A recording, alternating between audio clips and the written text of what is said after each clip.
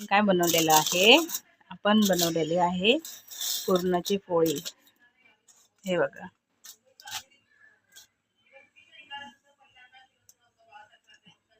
हे बघा पुरण आहे भरलेलं।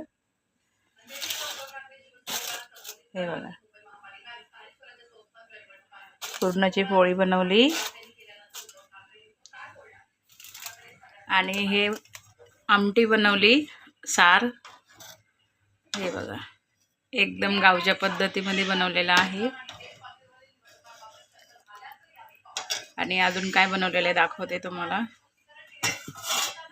तर हे गुळवणे बनवलेलं आहे आणि आमच्याकडे तर गुळवणे बनवतात। आणि दूध आहे, गरम करून घेतलेलं आहे। कोणाला दुधाबरोबर पोळी खायची असेल तर खाऊ शकते। आणि हे बघा भात बनवलाय, तर मुलांना जेवायला दिले।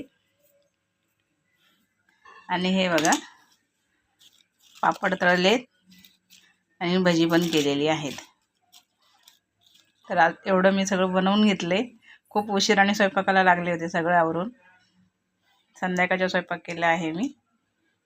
तर कसं वाटतंय नक्की सांगा, लाईक करा, शेअर करा, सबस्क्राईब करा। तर आता मी ताटात वाढून घेते। हे बघा मी पोळी घेतली, दूध, गुळवणे आणि पोळी ठेवलेली आहे, त्याच्यावर तूप टाकलेलं आहे। आणि बाजूला मी ताटात घेतलेलं आहे,